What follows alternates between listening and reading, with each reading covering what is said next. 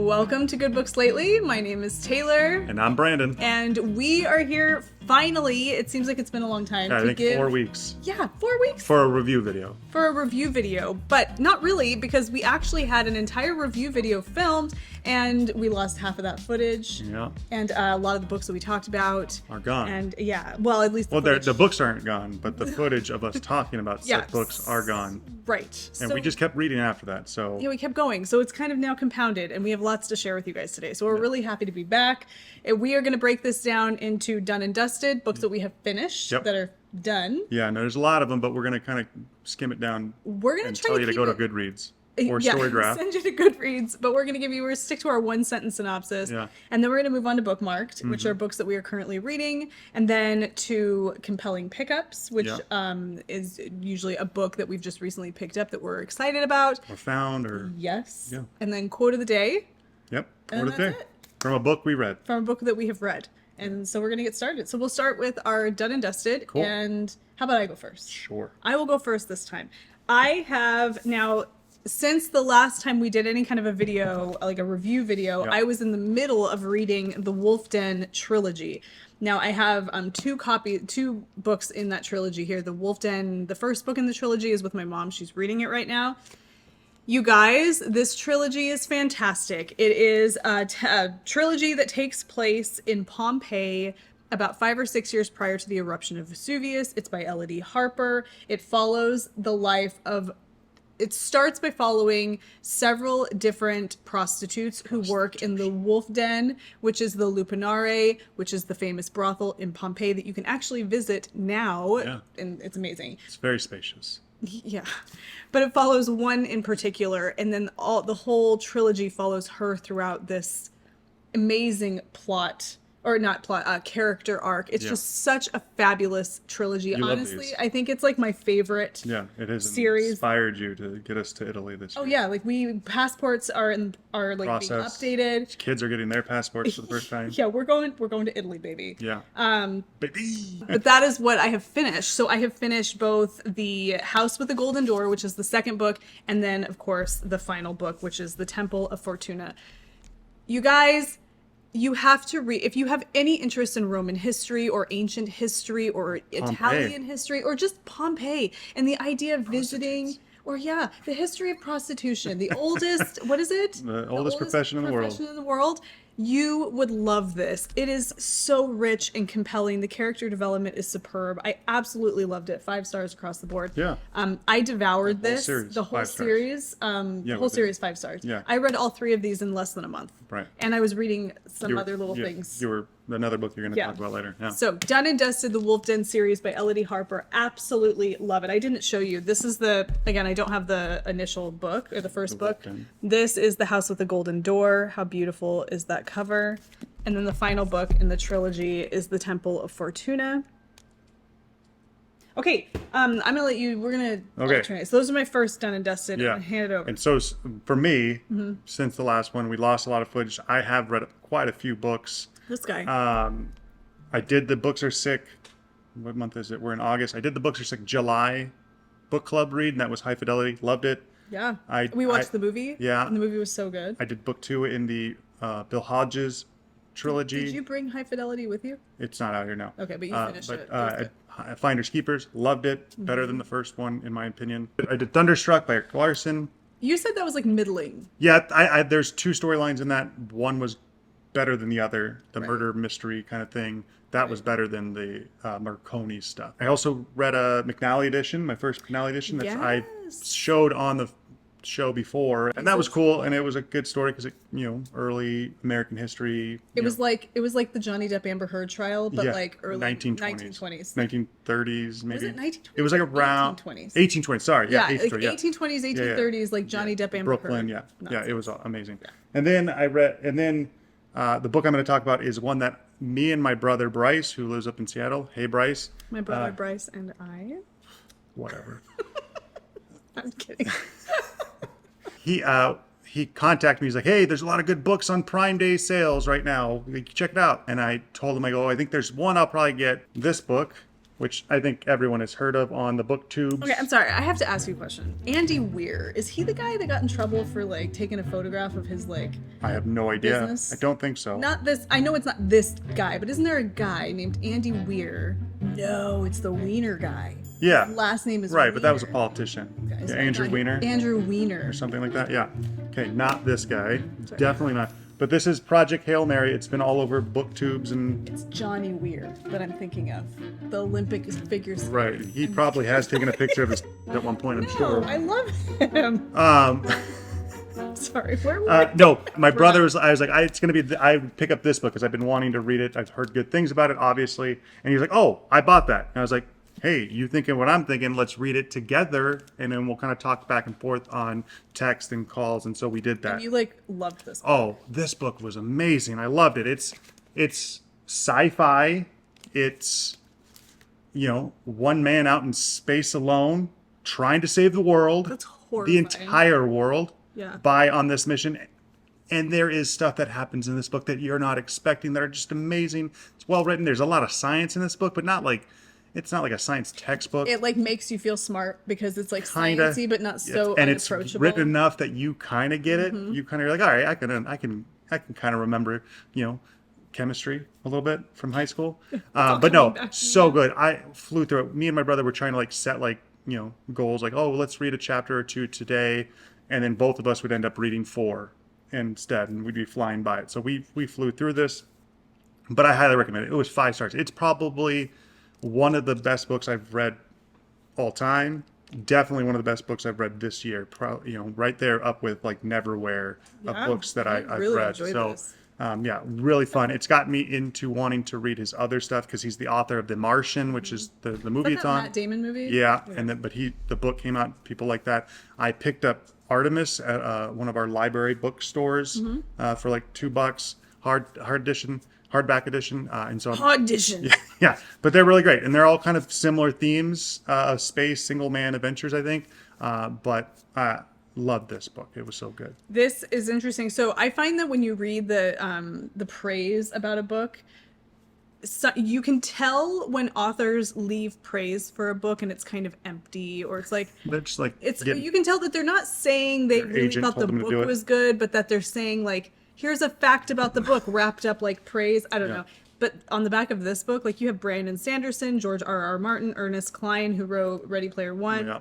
Tim Peake, who he was the author of Limitless, who was also an astronaut, and then another man that I don't recognize. Like but Crouch, who did Dark Matter. Dark Matter, yeah. Well, Ernest Cline, the author of Ready Player One, he says, reading Project Hail Mary is like going on a field trip to outer space with the best science teacher you've ever had, and your class assignment is to save the world. This is one of the most original, compelling, and fun voyages I've ever taken. And George R.R. Martin, and this is because of the book that you read by Heinlein, that guy that wrote The Door to Summer. Oh, yes. He says, a novel that would have delighted Robert A. Heinlein and Isaac Asimov. 2 worlds in peril, a competent but flawed and human man. Unending scientific puzzles to unravel with humanity itself at risk. This one has everything fans of old school sci-fi like me love. Yeah, it was Very amazing. meaty praise for this book. Yeah, no, highly recommend. So if you haven't read it, and who am I kidding? You probably have because it's been all over and it's been one of the high recommended ones. We don't know. So good. Let us know your thoughts. Have you read this? So good. Yeah. You had some comments of people that when you had mentioned you were reading that, Yeah. that were like, it's like it's one of the best books. Yeah. And apparently there's a movie potentially coming out because of the success of The Martian, but that book, and it's set up to be a good movie. Sure.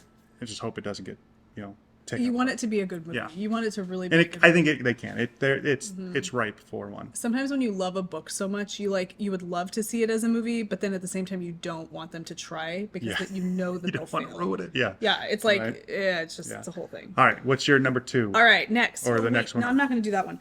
Okay. Oh yeah. Mama. Yeah, you love Okay, this one. I have the physical copy of this book, but I listened to this book, and I am damn proud that I did because the audiobook is phenomenal. Yeah, I caught snippets of it. It's such a beautifully narrated audiobook. I can't even tell you. And that is Slewfoot by Brom. Now, he's called Brom, but his last name is it Charles, something like that? Charles Brom? Maybe.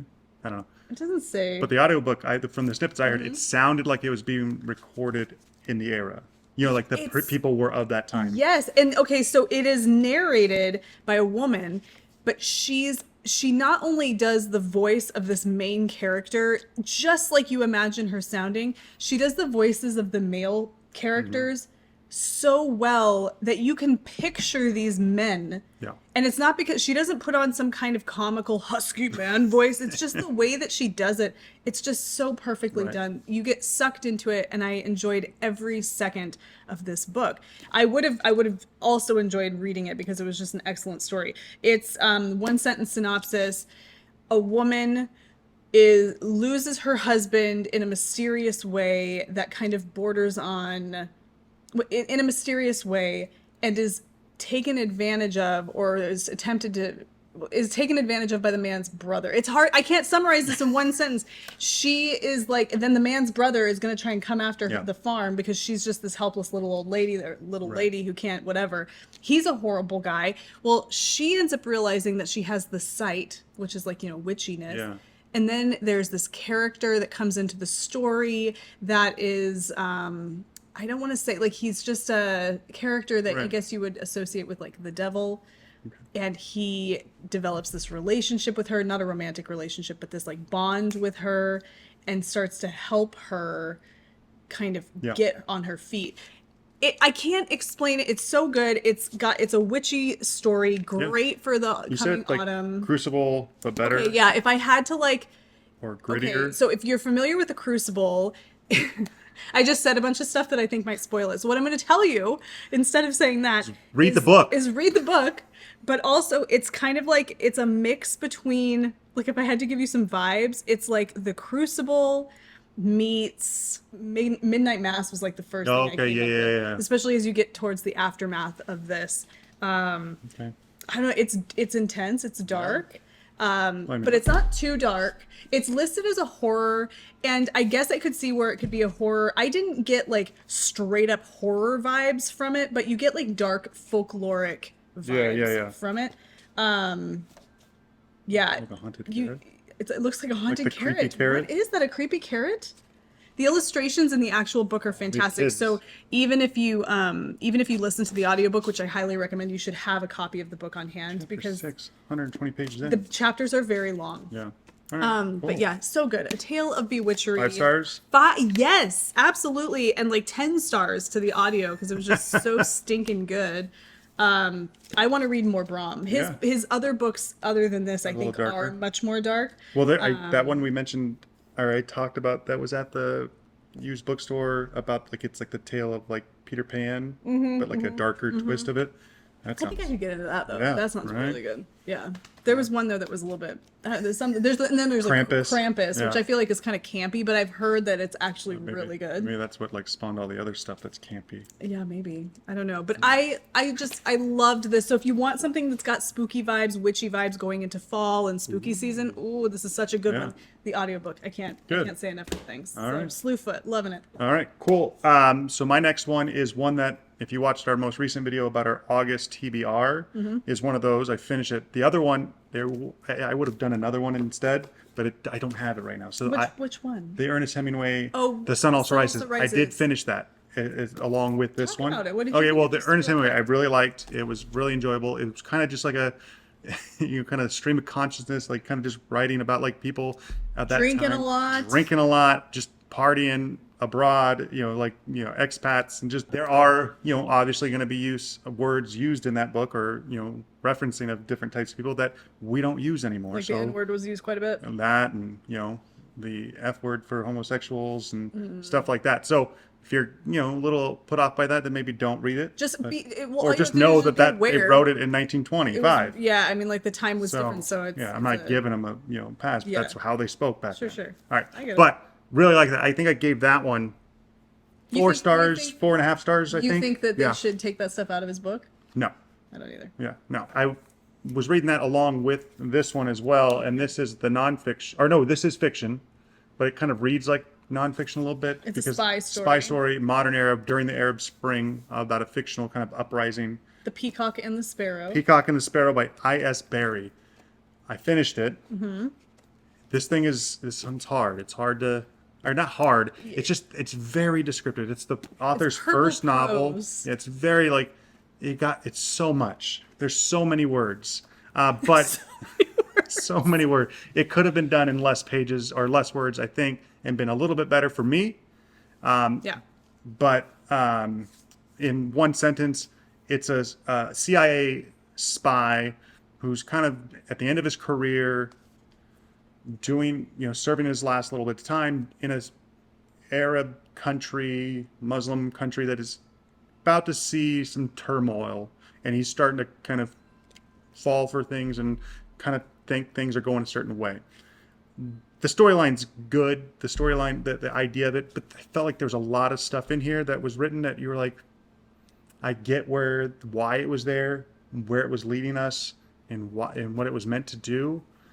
But I think some of the stuff was just like filler in my mind, and that I kind of saw this coming ahead of time, and there's no twist. It's not really a twist. I mean, maybe a little twist at the end, but I mean, it's a good modern spy kind of novel. I think there's better ones out there, but yeah, Hey, it's good if you're into descriptive kind of. a lot of people like it. Yeah, So and it was a Mystery Writers of America nominee, Edgar Award nominee. So cool. other people have enjoyed it. That's good. All right. All right. Do you have one more? I do. I have another done and dusted, and this one I just finished a few days ago, and that is The Tainted Cup. And this is a book by Robert Jackson Bennett. This so when I started reading this, now this gets high praise. I don't know how many stars it gets on Goodreads. I know it's over 4, which I always consider to be a good rating, but again, star ratings, you kind of take that with a grain of salt. But generally speaking, if it has over 4 stars, a lot of people enjoyed the book. Yeah. That's kind of how you can look at that. When I started reading this, I was just letting my hand. I was just giving you some so love. nice. Sorry. No, I like it. Do it. I don't want to distract you. You're not. Well, I mean, you're distracting me with your sweetness. When I started reading this, I really enjoyed kind of the newness of this world and the novelty of the fantasy element of this. You're in a completely different world, right? Like there's a map of a different place, like just like like a Game of Thrones or a Lord of the Rings. This is a different world, and the map shows you all of these different things. And not only that, like the character in the way they're dressed, everything is just different. The names for things are different. The names of the months are different. Like in Lord of the Rings, you have the same months. October, yeah. But in this, it's like everything is so different. So that was compelling. And then there's a murder that you have to solve in this, or that the main character has to solve in this. And that was interesting and compelling, especially the way that this person died. The book maintains this very different fantasy like thing, so everything is so new and unusual and foreign to me. I feel like a foreigner in a very strange world throughout the entire book, that it became hard for me to really buy into anything. That even when the stakes were high, they might have been high for the people in the book, but they weren't high for me because I couldn't relate to anything other than just like the generalization of what was happening. I could kind of relate to that. But other than that, the specifics of it, the groups of people and why they were kind of against one another, I didn't have any. It didn't. History of it. It didn't hold. What is that like? It didn't compel me because I just felt like I couldn't connect to it. Yeah. I really enjoyed the individual characters, the 2 main characters that kind of do the whole Sherlock and Watson's thing. They were interesting. A lot of really humorous dialogue back and forth. Some compelling quotes. My quote of the day actually comes from this book. Really well written. I enjoyed the writing, but yeah, I just like when it all boiled down, I got sometimes I felt like I was in the weeds just trying to hash out what exactly everything is. There's talk of this like Leviathan that can come in and like break the walls down and like hurt a bunch of people, and that was like hard for me to visualize why and what and how. And then you kind of get to a point in the story where you feel like, well, wait, wasn't that the big problem? And then that wasn't really the big problem. There's this like murder mystery that becomes much bigger conspiracy. I don't know. I just felt like I was in the weeds with it a lot because everything was just so different. Yeah. But this is a series. Yeah, but the so thing they're kind of setting up a lot of the world in this one, and then the next one's. I have a feeling it's like a procedural series. Oh, so you don't So have I to don't really think you have to read, because honestly, finishing this one, Yeah. it was kind of all wrapped up for me. Like, there's nothing really. Some people have said, I can't wait for the next one. I'm on pins and needles. I can't, like, I don't have that experience here. I almost kind of feel like, okay, maybe I'll read the next one. Yeah. But there's nothing about this one that makes me feel like I need to read the I next see. one. Yeah, that's okay. Yeah, totally. So there were lots of times reading this where I really enjoyed what I was reading. Yeah, there's times you laughed out loud. Oh, yeah, there's a lot of really funny lines. Some of the character interactions are really pleasing, but the overall plot was just not super compelling, and the stakes weren't very high Right. for me. I think they were supposed to be higher, but I just didn't have the buy-in. Yeah. So I don't know, but I know that there are people out there who would really, really enjoy this. What you end up rating it? I gave it 4 stars, I think. I have not given it an actual review yet. I haven't typed up a review. I'm planning on doing that soon, but I would say it's about 4 stars for me. Tuned. When I say 4 stars for this, and I even might drop it down to a 3.5, 4 stars. That's not to speak to in this case, the quality of the book. It's more just like my enjoyment. of it. Right. Yeah. Like No, my same. enjoyment was Well, like 3.5, 4 stars. I didn't really enjoy this one all that Yeah. much. I mean, I got through it. I still gave it 4 stars because, I mean, I'm because always. there's probably, well, it's also Yeah. too, somebody's gonna. Yeah, and I enjoyed it enough to read Mm-hmm. it and finish it. So I have to have a really lousy time to do Yeah, anything yeah, less than yeah. 3.5 stars, or just be yeah. really irritated. I wasn't irritated by this at all. I was like, okay, Yeah. this is cool. This is Yeah. good. It was fun. 3.5 stars. Yeah. right. So that is the Tainted Cup. cool. All right, you want to talk about our Pure together? Nessie. What a fever dream So of a again, book. we have the physical book, Yes, we have the but physical we book. didn't read the physical book. Oh, no. Oh, yeah. But this audiobook, I want to tell you who narrated this, because the It was narration was really good. Yeah, fantastic. really, and it's a well-known actor, or not a what is- he's an it actor is. who's been in stuff. Why is it not showing up on my... Oh, here it is. Because I listened to Piranesi. Yeah, go back to Piranesi. Here it is. I am the great scholar. Oh, okay. It is narrated by... I'm going to get this wrong. You are, because even when he says it, I don't know what he says. Hold on. Chiwetel Ejiofor. Yes. Ejiofor. Hold on. I'm going to play... Magician. Him saying his name. I'm going to play him saying his name. I am the great No, scholar. no, you got to go back. This is Audible. Bloomsbury presents Piranesi by Susanna Clark, read by Chiwetel Ejiofor. Right. Chiwetel Ejiofor. Yeah, exactly. Chiwetel Ejiofor. Sounds like a cheese. Chiwetel Ejiofor. Yes. Chiwetel Ejiofor. Okay. Yeah, but it was really good. It was so good. Yeah, but The also like narration was yeah, the so narration good. was Hold good. on, pump the brakes before we start diving into it. Was so good in terms of the book. Well, I mean, I enjoyed it. Oh, I did too. Yeah, what I mean, For me, it was a 4-star experience. 4.5 for me. Did you do 4.5? I think we Maybe both did did 4.5. It was Yeah, a it's 4.5 good. star Trippy. experience. Trippy as all get out. In the beginning, Where- you don't it know was any. it You was don't know a what's going on. fever dream of a book. It's where are we? what What's is going on? happening. Who is this What is this person? place? Why? We had theories about what was going to happen. Right.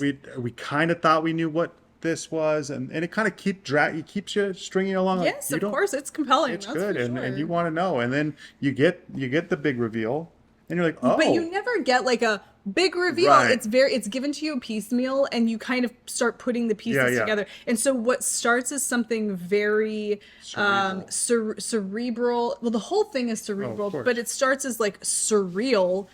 And then it's pieced together until you're like, oh, it always stays surreal. I mean, the whole thing is like wackadoo. Yeah. And I mean that in a good way. Yeah. But then things start getting together and you're like, oh, okay, I see what's happening here. There's a bigger picture Right. going on. It's not as surreal as we were thinking. And there's lots of like journal entries that are being read. Yeah. And I can only imagine reading the actual physical copy of this Makes book would it a have been little a easier to whole follow different along. You think so? Maybe because I think you don't have to end, because when he reads it, the narrator, he reads the whole thing. Chiwetel Ejiofor? Yeah, he reads the whole thing. But I think I would, as just a reader, would just kind of I'd be like, okay, I know that that's Well- a journal entry, and I would look at the last date and match up to the previous one, and kind of know that we're going in chronological order here. Yeah, and I think some of the content of the journal entries, it's like lists of Yeah. names, and you can kind of skim over that and get an idea. But the way that it was done in the audiobook was fine. Yeah. It wasn't tedious or anything. He did a really Right. good job. Fantastic story. Not really one we can give you a whole lot of a synopsis about, other than there is a man who is in a He doesn't know where he is. He doesn't well, know who he is. he knows where he is. He thinks he knows where he is. He thinks he knows where he is, and he thinks he knows what he's doing. Thinks he knows who he is. But it is not that, and that is as far as you can really go with it. It is a mind bender. Yeah. It gives you something to think about. I felt like it gave you some food for thought in the beginning that was never really fleshed out in the end. They made comments about how like humans allowed progress to kind of take over, and then it was just almost like progress for the sake of progress without thinking about the altercation. You kind of got a message that you thought was going to be an overriding message, but it kind of it kind of tapered off, and it's like, oh, it would have been nice to have that, fleshed out a little bit more, but whatever. Yeah. So it was compelling. It was interesting. Great if you're on a road trip and you need an audiobook that can take you on that road trip if it's like a shorter road trip. But otherwise it's a short book. Yeah. So yeah, interesting. Fun. A fever dream of a book. My review, and I know I could just direct you to my review, but I think that my review and yours as well. It's very similar. It is very similar, and it kind of sums it up. Yeah, I gave it 4.5 stars. I said this was a surreal experience. There's such a liminal atmosphere about the story that you find yourself floating along like you're in some kind of trance, experiencing the unfolding plot with wonder and curiosity. And then things become more clear, and you realize that there's something bigger going on, and you are now invested in that bigger picture. Quite a story. We listened to this as an audiobook, and it was so beautifully narrated. Yeah, I think I said something along the lines of like, it keeps you saying, what is it that I'm reading? Yeah, what is this? Where am I? What is happening? Yeah, no, I know completely. Yeah, but 4.5 stars. Yeah, and that's our done and dusted. Done and dusted is done. I mean, and obviously, dusted. like we said, we lost some footage, and so there's quite a bit that if you go back to our Goodreads, you can check out. Just check it out there. But yeah, and we'll keep you posted as much as we can. Keep trucking. Keep on trucking. All right, so we'll move on to Bookmarked. Yeah, Bookmarked. Knock socks off? Yeah, get us going. You want me to start? Yeah. I'm going to start with an audiobook that I'm listening to right now. I don't have a physical copy of this audiobook because I just don't. I was decided. I checked this out using Hoopla, which is our library app. So I didn't pay for this or anything like that. And the book is called Nettle and Bone by T. Kingfisher. I started this a couple of days ago. Yeah. It's been recommended to me a lot by a lot of different people, especially with the idea of reading something that incorporates fiber arts, knitting, weaving, embroidery. Yeah, there's a lot of that kind of thing in this because I'm a knitter. And I think T. Kingfisher might be too. I think she might be. I don't know, but I think she might be into that I've listened to a lot of her books. And you've had knitting references in there? Yeah. Well, anyway, so it was recommended to me for that reason, and also because it's fantasy and it's got a darkness to it. All of these things are present in this book, which justifies why people would recommend it to me.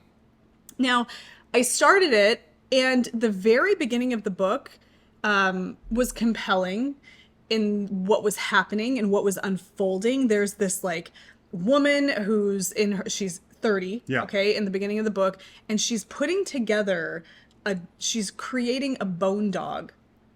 Literally putting together the bones of a dog with wire and creating a bone dog. And by doing this, the dog comes to life. Yeah, super random thing.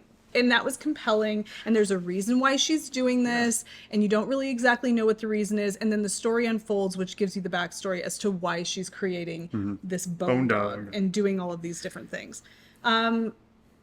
I felt like there was a lot of promise in the beginning of this book. Now, I'm listening to this. So push that aside. There was a lot of promise in the beginning of this book. However, as the story started to unfold, I really started to I realized how I wasn't caring as much as I'm sure I was supposed to care. And it became, like, I hate to use this word, but it's become boring. Just kind of, and the only reason I'm going to finish it is because I'm listening to it, so I can do other things while I'm listening to it. But I find very often that I tune out or I lose interest. I'm not in love with any of the characters. The main character, it's mentioned in the story that she's kind of a simple person, simple-minded, and she's a little slower than people. She tends to be less mature than people her age. She's 30, however, and I don't know. It doesn't say there's some kind. She's not like, she doesn't have a mental problem. Like, she doesn't have a what do you call it? Like, she's not learning disabled. She's not learning disabled. She just takes her a little longer, and she's kind of less mature. Yeah. She's 30, and I'm telling you, she is written and narrated like she's 10, and it drives me bonkers. Yeah. And the narration It's like of mine. this, yeah. Well, yeah. Who? Which book? In the Frida McFadden book I'm listening to. Oh, it drives me nuts, and And I'm it's not, wondering she's not too, even like, supposed to be. it's so weird because she's 30, and it's mentioned several times that she is 30, and that's a thing because she becomes a nun. Okay. But the way that it's narrated, and even the way that it's written like she's 10, and it really drives you nuts. I don't like her. She's whiny. There's supposed to be kind of like a feminist edge to this book, and I don't know where the powerful feminist person is in this book, but it's not the main character. I can tell you that much. If anything, it's the main character's sister who's kind of in the background and is the reason the main character is going on this like quest. It would be great to hear more from her. I don't know. Right. So this main character, she finds out that her sister is married to this prince. Well, she knows the sister is married to the prince, but that the prince is abusing her and is this really horrible, wretched guy. But the sister wants to like go and take out this prince, and so she has to go and find a dust wife who's going to help her come up with some things to take out this prince. And they go to a place called the Goblin Market. Cool. That's an element of the story it. that has promise. That's about it. And even that wasn't that. I don't know. I'm listening to it. I'm fine. It's not like. Okay. I don't love it. I don't love it. And if I had it as a physical copy, I would not be finishing it. So yeah, it's not my favorite. And it's funny because it gets rave reviews, and I have to imagine like I've pretty much liked everything. But I've been staying in the same like world. See, that's what people say about the people who don't like this. They'll say, I like T. Kingfisher. I like the other things I've read, but I have to think that this was just a miss. Okay. So Makes sense. I don't know. So anyway, my enjoyment of this book is not great. All right. I don't want to say like it's a bad book. I'm just not going to do that. Yeah. You know, we're just not going to do that All right. because I don't think that that's the case. Some of the writing is really good. The narration though, I just think it's lousy. Right. I don't know. That's all I've got to say about that. I really don't have much to say other than like apparently I had a lot to say about it. Yeah. It's not my favorite though. All right. Well, I'll do my first bookmark, and I'll do my do it. audiobook. Do it. I'm going to do it. I don't have the physical copy. It's an audiobook from... We got pictures. Yeah, from Libby. It's, as I mentioned... What is Libby? Everybody says Libby. Libby's like another hoopla. It's like a library you can check get. the things out. You check it out, and if you have a library card, but you can log in like other library cards. So I have like Clark County Library, Henderson Library, Broward County Library. Broward? Broward, I don't know. Broward? Somewhere in Virginia. Florida? Yeah, or Florida. I don't know. Why? I get emails now from Florida saying, hey, we have a hurricane coming. But it's free. But anyway, I got it from Libby. Okay. And it's by Frida McFadden, and it's called Never Lie. And it was one of those ones that on Storygraph was recommended to me, or I put in my to be read because I read the like description of it. And I was like, oh, that sounds interesting. It's like a thriller. Yeah, it's Okay. like a thriller Never Lie? about like the murder of this psychiatrist, and there's like this couple, newlywed couple, who are house hunting, and they get kind of snowed in at this house they're looking at that used to belong to the therapist. And yeah, I know that's part of it.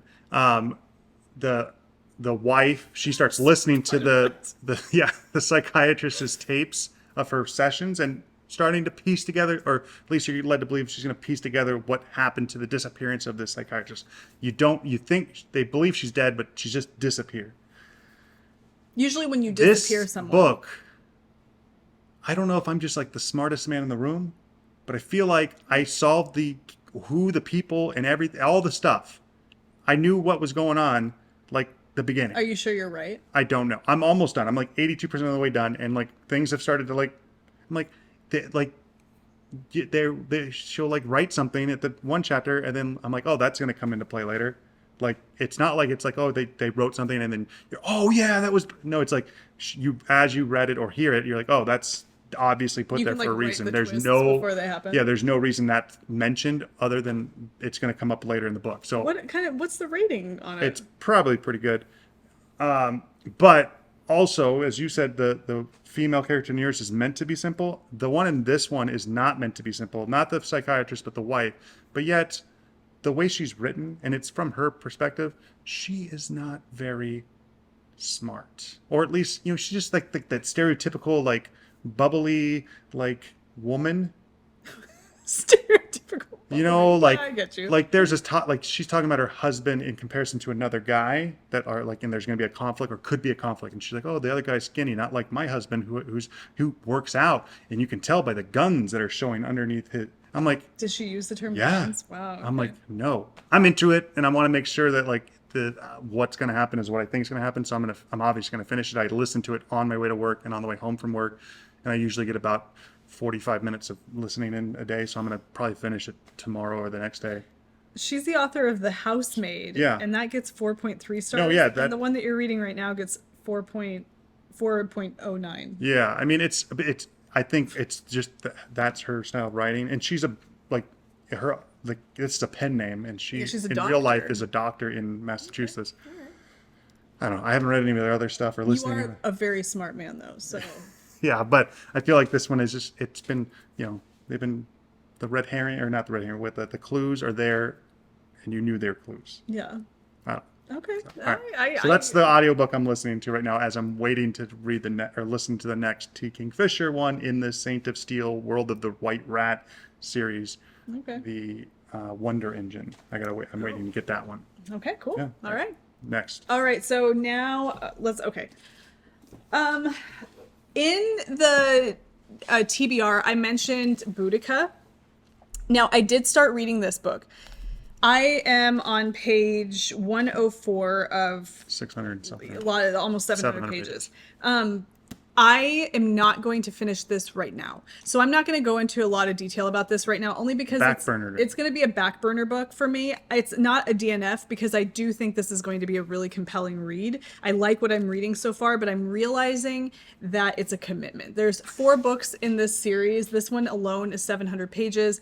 And she's 12 in this one, and the action happens when she's 40. And I'm not saying that can't There's not happen gonna be other here, action. and I'm not worried about things happening. Right. I just don't know if I'm ready right now to get locked into this at the moment.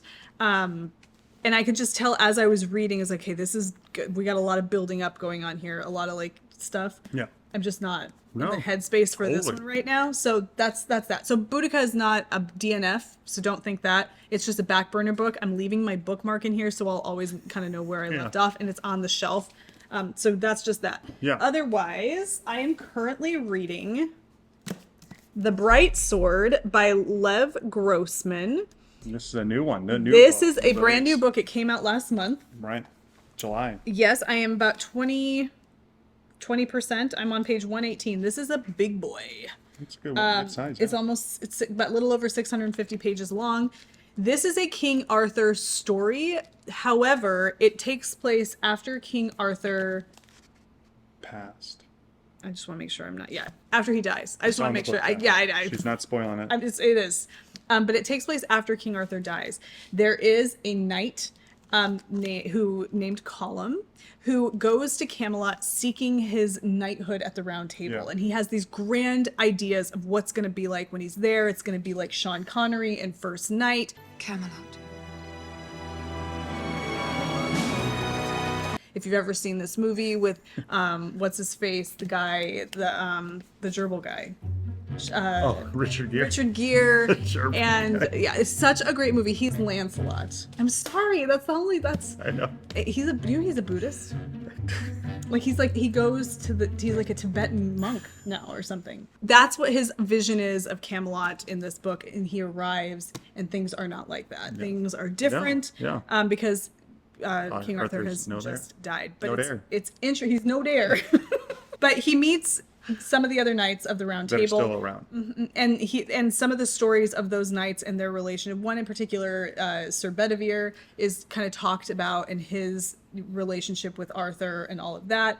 And I haven't made it too far, so that's all I can really tell you. But it's You're compelling. enjoying it. I'm loving the writing. Good. It's written to suggest that they are speaking Latin to one another, but just like the Wolf Den series, what we are reading is very casual and kind of a little bit modern, sometimes bordering on anachronistic, but not distracting. It's actually really good. Good. I really love it so far. So I'm compelled. I'm super into it. And this has me interested in like just going down a King Arthur rabbit hole. Right, yeah. And learning more about this. Like, We've started watching more Time Team on TV. I know we're watching more like archaeology time Dick team Britton. episodes about, digging up what they think might be Camelot, even though I know that it's not, whatever. Yeah. So this is really enjoyable. I'm Good. liking it so far. And that is. Yeah, and I that want is to read my it current- after you. Yes, at some you will definitely enjoy that. So Alright. that is my current bookmarked other than my Okay. Nettle and Oh, and Nettle and Bone. Bone, yeah. And I don't have anything else I'm reading. I've been tempted to crack open something else. Yeah. All right. Well, then I'll just go ahead and do Yeah. my two that I'm Yeah. kind of, but I'll start one at a time. Mm-hmm. This one I bought because I was interested in stories. It's my pirate, when I was Yes, reading you were pirate on, like, a books pirate and thing. sailing stuff. So I saw this as like a fantasy novel about it and in the Indian Ocean. So I was like, oh, all right, cool. And so I picked it up, and it's called The Adventures of Mina al-Sarafi. And I picked this up. Who's it by? By Shannon Chakraborty. Chakraborty. My Aunt Heidi texts me and my brother out of the blue. Was like, hey, you guys want to do a family book club thing with us three? I'm like, yeah, totally. And so now we're all three reading this book, and we are in love with it. It is like really good, and it's a really cool way of writing this story, as if somebody's like reporting on her or interviewing her about her life, like this total like badass pirate woman. It's not pushing an agenda or anything. It's just like she's like really good and whatever. Yeah, and she's older. Yeah, and she's older, and it's a fantasy in that this didn't happen, but it's set in real world, Indian Ocean, in real places, just not with real people. But really good. If you haven't read it or haven't seen it, go check it out. I would highly recommend it as like an easy, kind of not too hard to get into fantasy because it's not building a new world for you. It's got a story of pirates and sailing, but also just, kind of like adventure. And I think you would like it, so I'm not spoiling it with her. And Cool. So yeah, highly recommend. So that's the one I'm reading like kind of during the day. And then at night when we go to bed and in bed before we fall asleep, I'm reading this one, which was on my our August TBR. It's the nonfiction Paradise of the Damned, and this is the story of Sir Walter Raleigh's quest for El Dorado and his like kind of obsessive quest for that, and like telling what El Dorado is and how that story comes to be in Europe for those European explorers in the 1600s.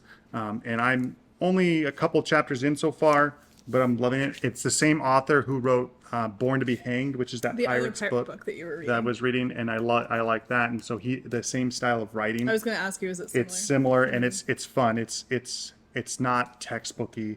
It's not like boring nonfiction. He has a way of writing that it kind of is just fun. It's like you're like a cool history teacher telling you a cool story. That's cool. But yeah, so it's gonna get you background on who Sir Walter Raleigh is, the story of El Dorado and his quest to go get it, and kind of why he's doing it. And so cool, and you get to talk about Queen Victoria or Queen of England. Queen Elizabeth. Queen Elizabeth. Queen Elizabeth first. And her relationship with Sir Walter Raleigh, because they kind of had something going, Well, maybe and he had a relationship with her lady in waiting. Yeah, and that's why he kind of. You need to watch the movie Elizabeth. Oh, speaking of, is that the That's the one with Kate Blanchett where she plays. Clive Owen. Clive, yeah. Yeah. So because I've seen that and I know he's in that. Do you visualize Clive I visualize Owen? Clive Owen. He's a perfect. Yeah, I mean, there's a picture because this has, it's a nonfiction book of real people. Was so it a they're. photograph? Yeah, no, it's a. I'm kidding. Yeah, like he's supposed to be a handsome guy. Hold on, let me get in there. I mean, yeah, he was notably handsome. Yeah, but he didn't come from nobility. No, notably. No, I know, but I'm saying usually, like he's a noble. I know you have this thing thinking that noble people are handsome. They are. They're supposed to be. Sorry, it just works out that way, people. King Henry VIII was handsome. Just engorged He himself. gorged himself on too many. Yeah. So briskets. So those are the two books I'm currently reading right now. Queen Elizabeth was not the most handsome lady. Yeah. She might have been when she was younger. also- I mean, Kate Blanchett She is kind of certainly. was she the one that wasn't really supposed to end up being the queen? Like if, Well, she was if the Anne wars Boleyn's didn't happen, daughter. like if other things happened. She was the daughter of nobility. Right, but I mean, there's other routes that could have happened. I don't know. Bookmarks are Yeah, done. we're done. Now we're quote. of No. the day. What? Pump the brakes. Oh, Compelling compelling pickups. pickups. Compelling pickups. Compelling All right. pickups. And you have one that Yeah. is in theme. Yeah. So when I started talking about wanting to read The Bright Sword, a lot of people were recommending different books that were kind of King Arthur related Yes. that would be really I know, good. yeah. It was A lot of them. lot of them. One of them that stood out to me was by an author by the name of Giles Christian, and it is a series of books. And the first book in the series is called Lancelot.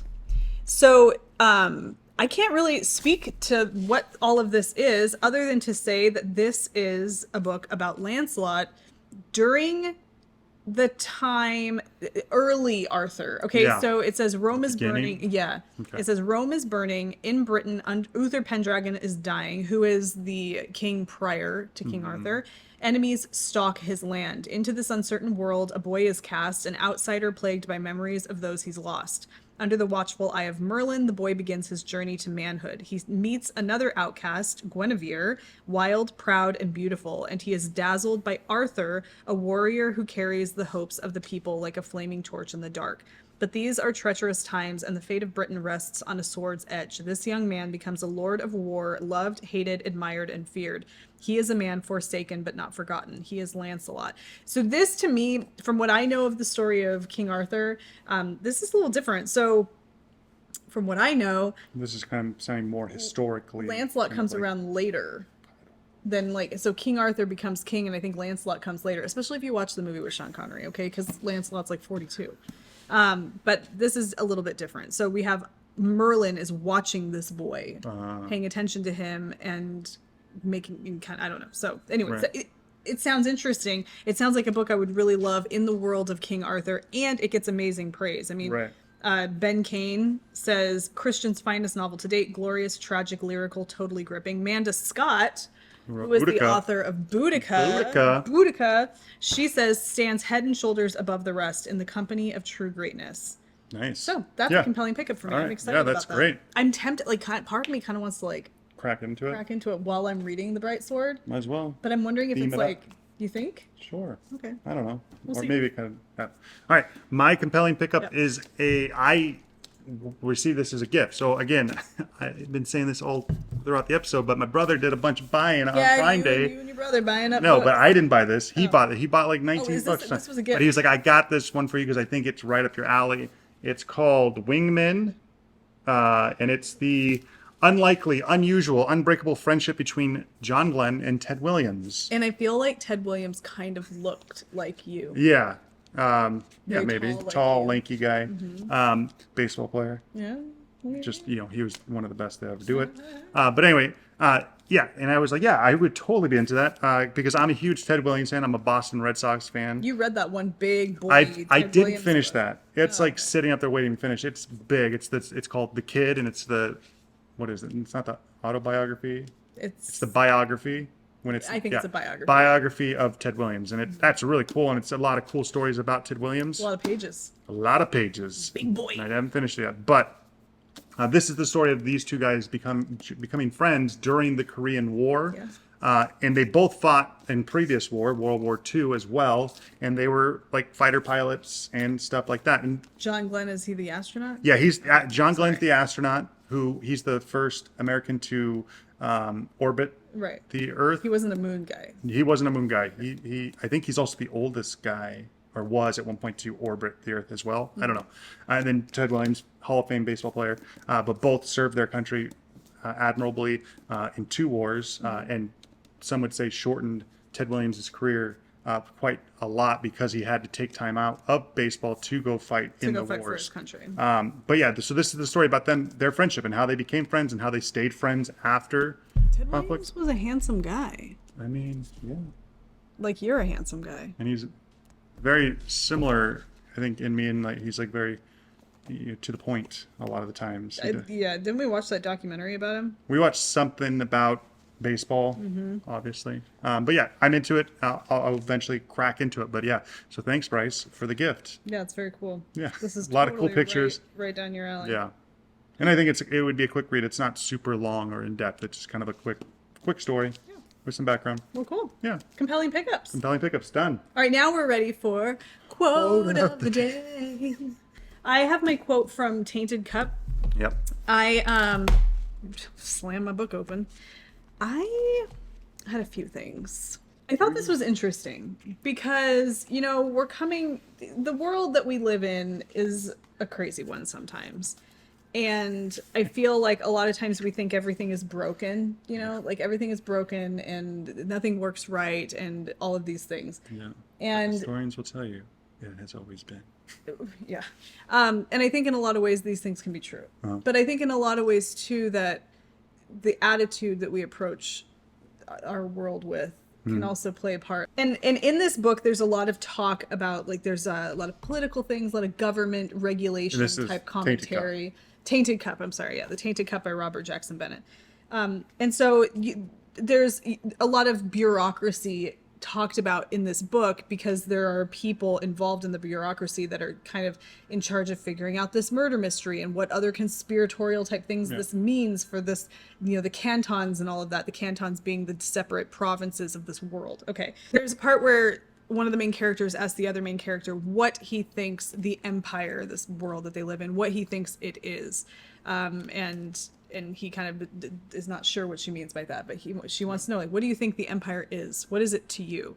And he says that I would have told you that the empire was might and mass and strength and scale, but now it feels frail and imperfect and improvised and coincidental. The wrong wind might blow it all apart should it go untended. And the person replies, and she goes, accurate, and I somewhat agree, but I have always rather thought the empire was wrought in the image of that which it was made to fight. And he goes, a titan, which is mentioned in the book. It's kind of a part of the book. And she's like, oh yes, for the empire is huge, complex, often unwieldy and slow, and in many places weak, a massive colossus stretching out across the cantons, one in whose shadow we all live. And yet it is prone to wounds, infections, fevers, and ill humors. But its strangest feature is that the more its citizens feel it is broken, the more broken it actually becomes.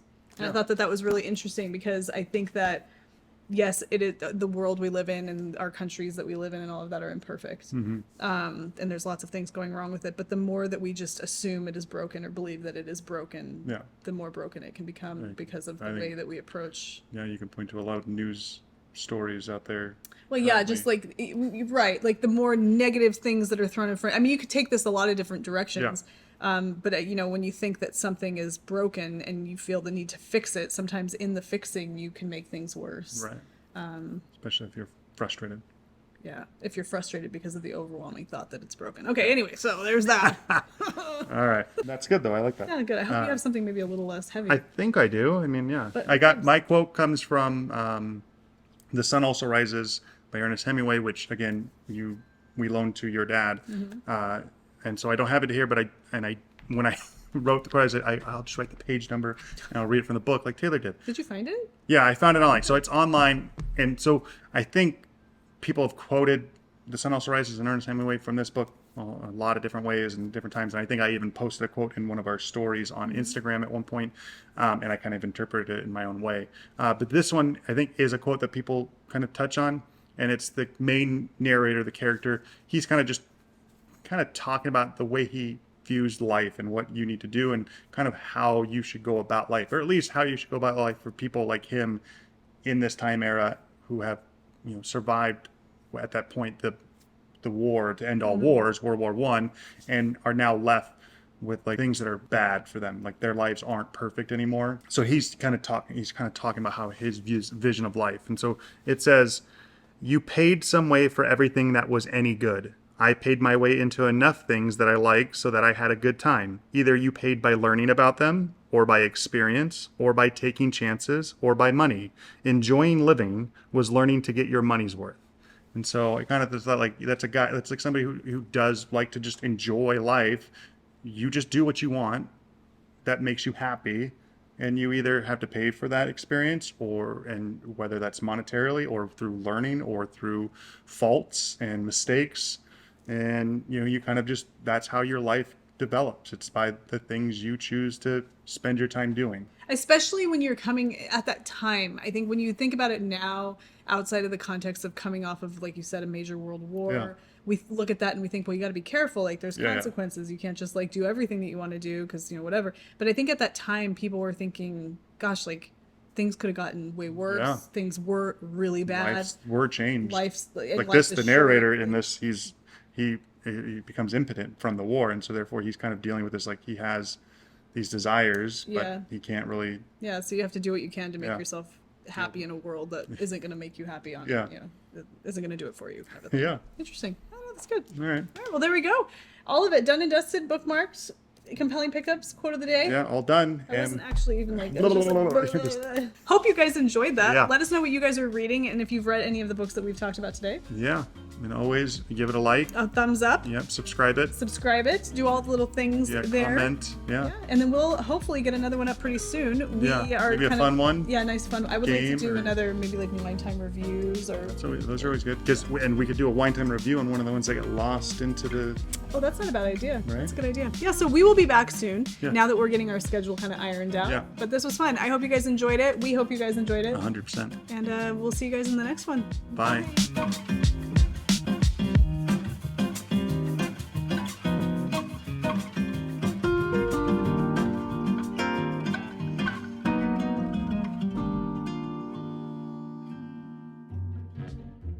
Welcome to Good Books Lately.